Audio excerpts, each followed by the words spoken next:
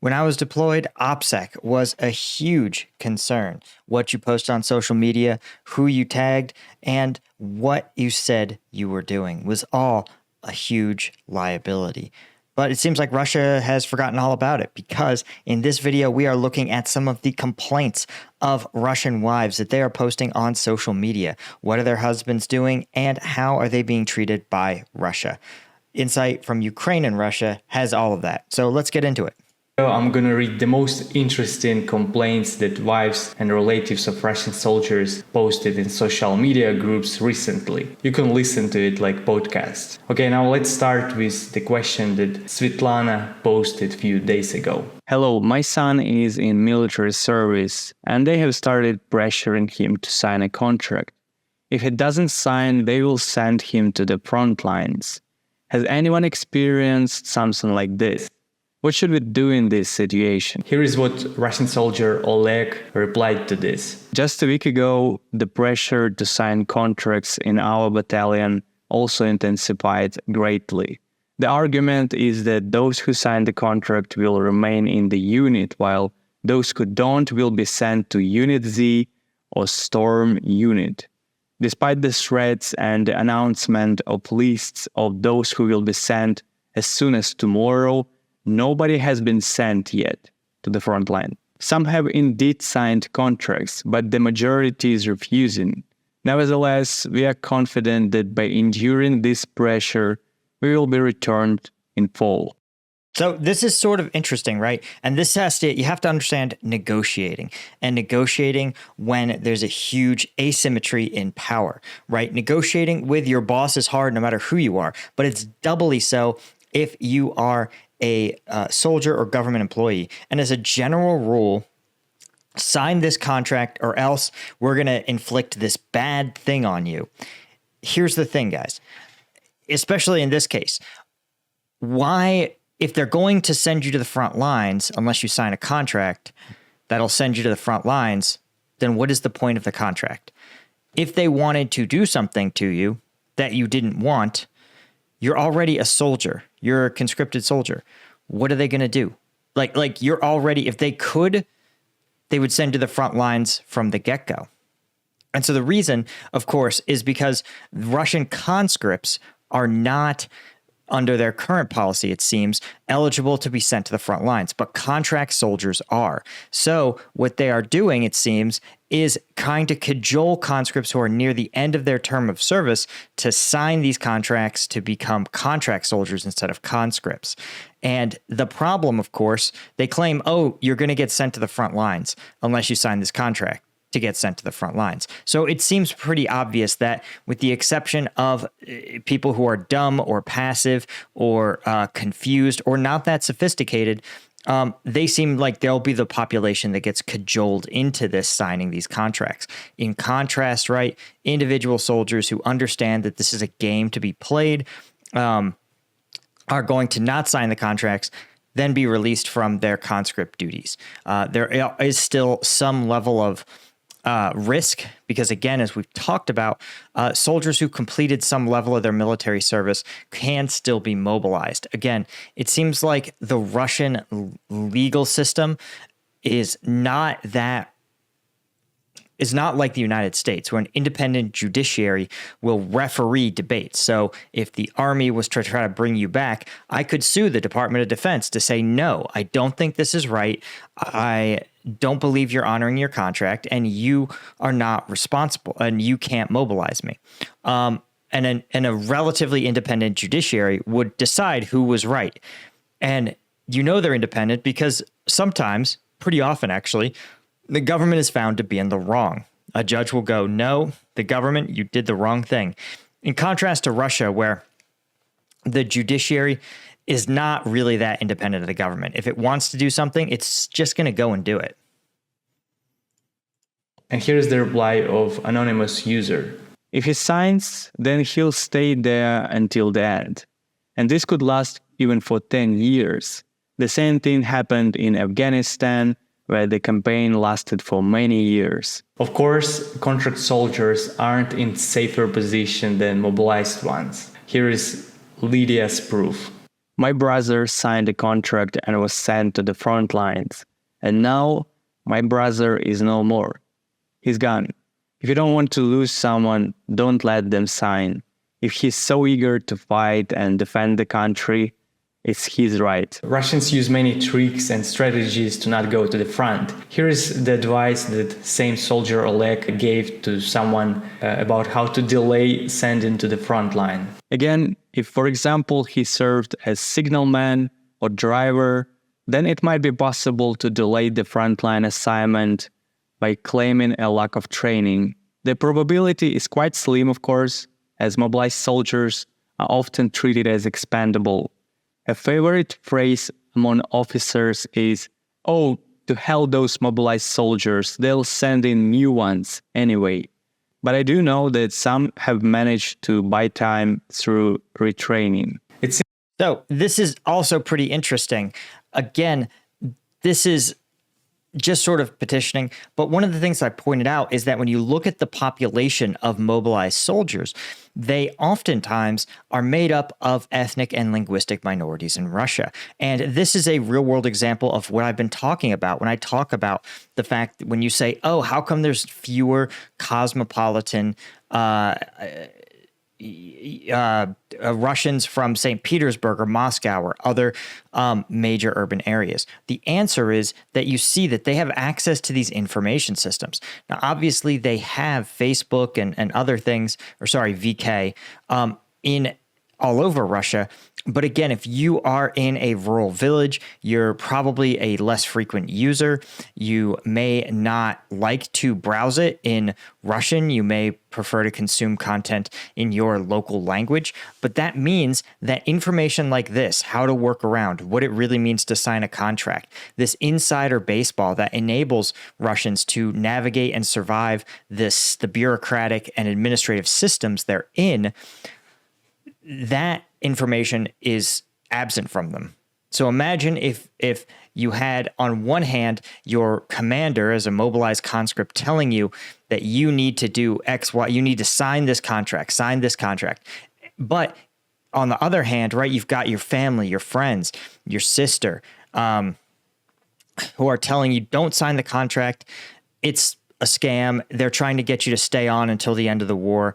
But imagine you didn't have those people who had that information and you only had the pressure. It would be hard to resist, hard to turn down. And I think that's why you're seeing these sort of outcomes, right? Not specifically because of just this system, but I think this is an example of the insider baseball that enables well-connected, savvy Russians to help their family members not get sent to the front lines.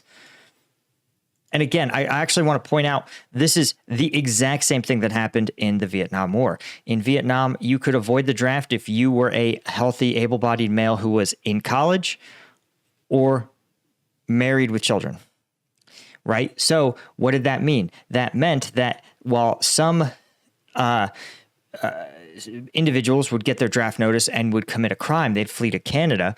The smarter individuals would either get themselves declared not able-bodied, like our former President Trump, would extend their stay in college, right? Go to college, then go to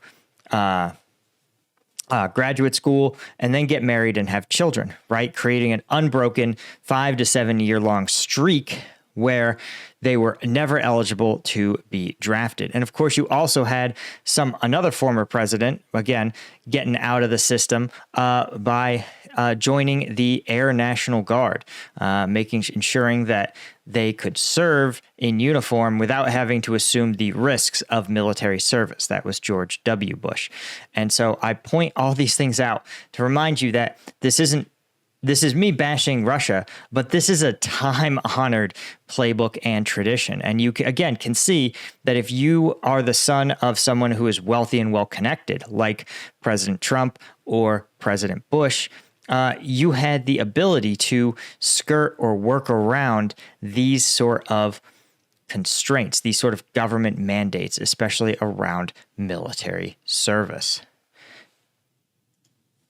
Seems they force mobilized soldiers to sign contracts for a reason. It's because they need a certain amount of contract soldiers so they can let go all those who were mobilized in September of 2022. And they already started to demobilize soldiers that were mobilized back then, according to Christina's personal account. My husband was mobilized, but I want to say one thing. 70 people were taken out, they surrendered their weapons and went home. I'm saying this for a reason. My husband is in Ukraine, he's been given veteran status, they provided him with the necessary paperwork, and he submitted his documents in St. Petersburg, along with a group of 100 guys. They were taken out from Belgorod and contract soldiers were put in their place. Today, my husband filled out documents and took photos. The point I'm making is that they've been discharged and replaced with others. The process of discharge has begun. They started to gather forces of contract soldiers. They asked why, and they were told that on September 13th they'll be sent to their unit and then home, but not permanently, more like for 3-6 months. However, if things remain quiet, they might stay at home, but they'll be in reserve. Also, my husband is in the rapid response group. Again, why I'm mentioning this? Everything depends on the commanders and the origin of their unit. Everyone is waiting for this to end. Everyone has different commanders, different places, circumstances, different positions, and different cities. Don't overthink this. But it seems for my husband, things are changing. Yet we're all waiting. They come. Now, Okay. This is also pretty interesting. And it's a sign to just how weird and broken the Russian system is. And that's sort of by design, right? It's hard to understand, right? Different commanders, different cities are going to behave different ways, right? This individual, her husband, seems like he was mobilized. He's being sent home, but he's part of he's in a reserve unit, so he may get called back up. And, he might be home, but maybe for 3 to 6 months. And this is sort of a sign of a system that is straining under the weight of what's being demanded of it. And again, don't kid yourself, because the U.S. military has done all of these things, right? In the early days of Iraq, there were so few soldiers available that what had to happen is that the military would say, hey, if you receive deployment orders, even if your contract is up, we will extend your contract until your deployment is over. So like you cannot simply end when your contract is over, you're not free. You have to continue to serve through the end of a deployment. And that could include the long 15-month deployment during the Iraq surge in 2008. So playing fast and loose with some of these games, right? You're in one unit, you're in another, you get one kind of orders, you get a different set of orders. Very, very typical stuff from a military when they are straining to generate manpower, right? Some of these systems, these predictable, straightforward organizational trends become total nonsense, become totally worthless, right? Or they start to break apart because, again, your priority, you were willing to, the people in charge, as there's more and more pressure to put manpower in the front lines, things like troop rotations, giving troops an understanding of what's happening to them, even just basic organization tends to fall apart. And that's probably what we're seeing here. Let's read how Russian soldiers get punished for drinking alcohol, for disobedience, and other stuff. Good day. I kindly ask for understanding and not to throw stones. My husband called and said that he's been placed in a pit. I understand that he's at fault and I'm not trying to justify it. But after 10 months without vacation, they've informed him that they won't let him go now. How long will he be in that pit? What consequences might he face after this situation? Someone asked in the comments to this post what the pit is, and here's the replies that person got. It's Zindan, so to speak. They send mostly those who like to drink there. If they don't understand, they're sent there a few times, and then to assault units. They're sent to defend attacks on hypothetical Klishchiivka or Stormit. Pit, it's either a pit in the literal sense or a basement. They sit there like in a detention center. They sleep at night. In the morning and evening, they dig trenches. In short, it's like a punishment. Usually lasts for 14 days. Consequences? Your husband, brother, father, boyfriend probably won't drink for about a month after being in the pit. But according Okay, this is also a strange one. Now, there are actually carve-outs in the U.S.'s Uniform Code of Military Justice for certain types of misbehavior before an enemy. In some cases, committing crimes in a war zone carries much stiffer punishments than committing the same crime in a peacetime or garrison environment. And this is, again, because when you do things like fail to obey an order, abandon your guard post, or other criminal, like low-level criminal actions, in garrison, it's an annoyance, but before the enemy in a war zone, it can get you and your entire unit killed. And so these sort of more draconian punishments can actually still exist within the military, especially because a lot of the more formal punishment structures, like a detention center, a jail, a prison, right? These don't exist. So you have to come up with novel and interesting ways to introduce consequences without diminishing combat power. And this is probably one example. This also sounds a little bit like they're trying to run a punishment and detox center at the same time, right? Because if you are an alcoholic, first off, you're an alcoholic and you withdraw from alcohol, it's actually pretty dangerous, in addition to being pretty uncomfortable. So a lot of these guys are probably sent to these pits, so to speak, so that they can't get access to alcohol, so they can detox and at least reduce their chemical dependency on alcohol. And once they've detoxed, they may find that they're reducing their psychological dependency, at least while they're in this new environment. Of course, once they go back to their units, they're likely to continue drinking because just like every other alcoholic, if you detox and then go right back to the exact people, places, and locations that inspired you to drink, you're just going to start drinking again.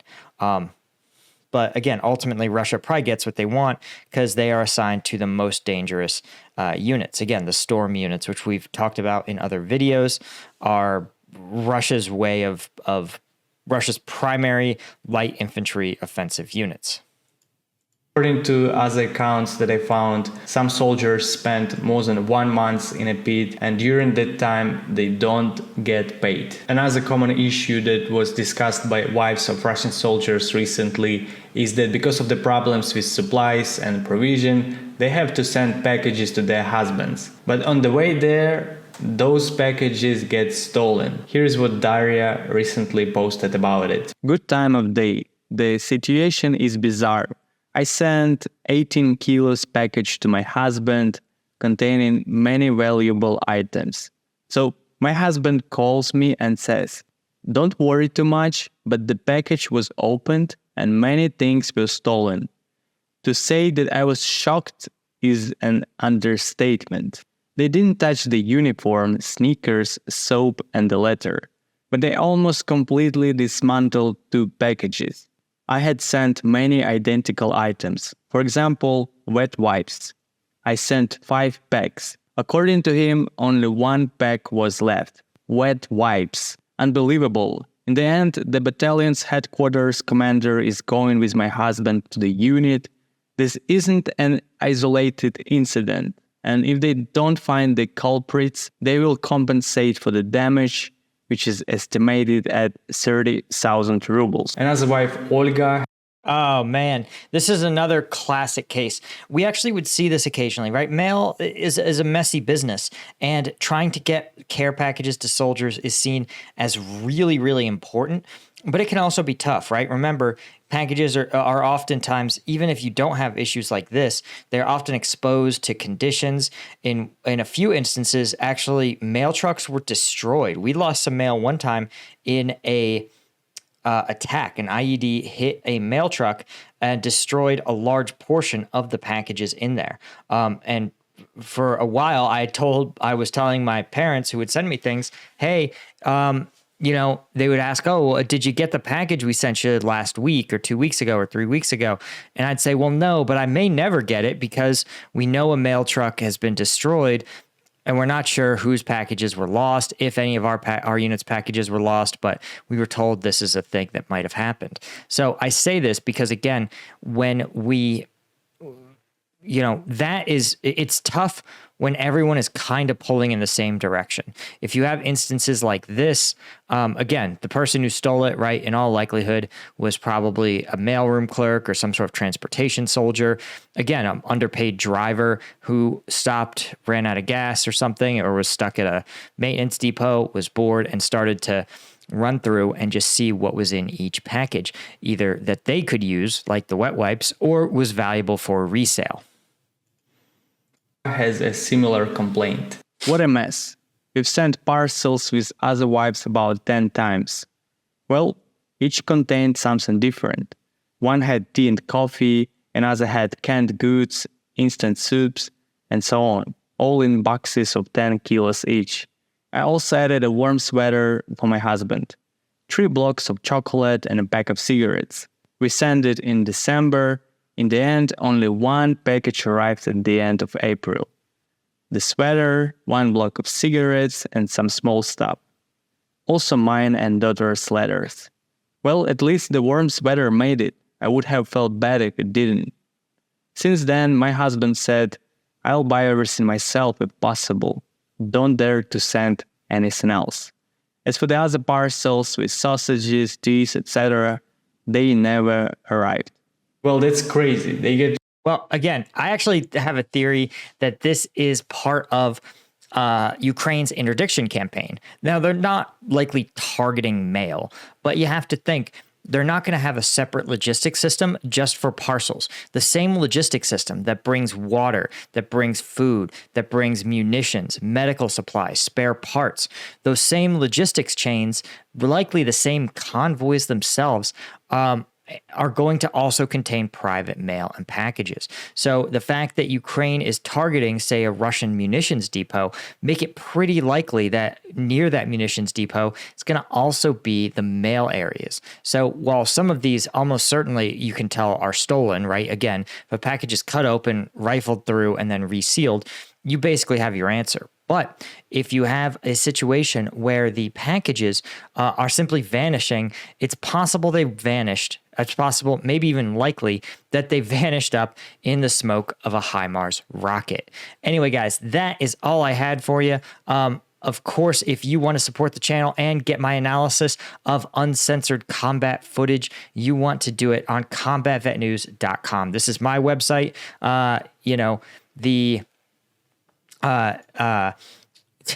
YouTube, Patreon, TikTok, all of these big tech companies have a real problem with me doing any kind of war content, sometimes demonetizing videos that literally feature anyone with a uniform and a firearm.